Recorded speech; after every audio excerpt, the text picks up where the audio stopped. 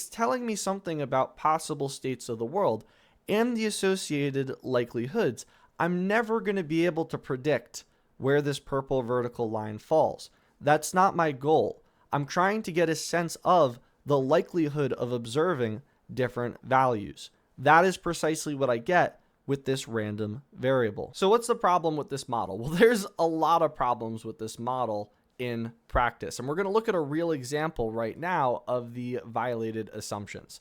What I have here is NVIDIA stock returns, and I'm going to try to model them as a normal random variable. Effectively, that's what I'm saying here is stock returns are being modeled as a normal random variable. Then I get this distribution, and I can assess all of the likelihoods of different possible stock returns.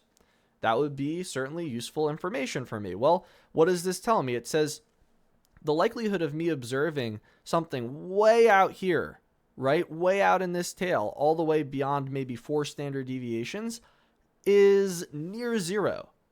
The likelihood of observing something like that is near zero. Well, let's take a look at this model. I'm going to take that normal distribution that we saw up here, and I'm going to fit it to my NVIDIA returns. And hopefully right away you can already see this does not look like it's capturing the peakiness of the NVIDIA return distribution correctly.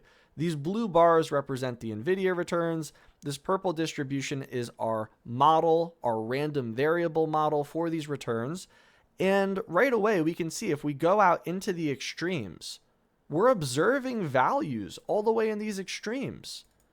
These are supposed to have a near zero probability of occurring, but we're observing a bunch of very, very positive returns. But not just very positive returns, also very, very negative returns. Supposedly, over 99% of the data is supposed to fall between plus or minus 3 standard deviations away from this mean. Okay, well, we're observing all of these extremes.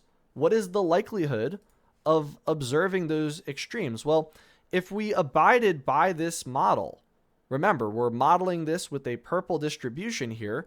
It clearly doesn't look to be doing a great job. Let's talk about it in plain English.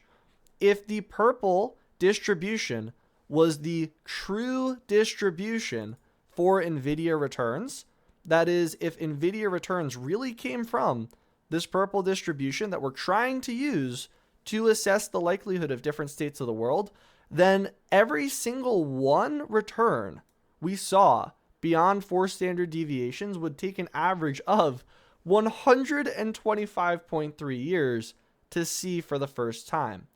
We are dramatically underestimating the risk in these tails using a normal distribution. After studying quantitative finance at the undergraduate and graduate level, master's, PhD, I was not satisfied with the transition from academia to industry, which is exactly why I built quantguild.com to help you master your quantitative skills for roles as a trader, a market maker, or a quant in the financial services industry with an adaptive practice engine that scales with your skill level so you can progress to more and more difficult topics. Over 100 hours of lecture content taught by myself, everything from A to Z. We're talking about first principles to the postgraduate level in coding, stats, math, data science, research. The list goes on.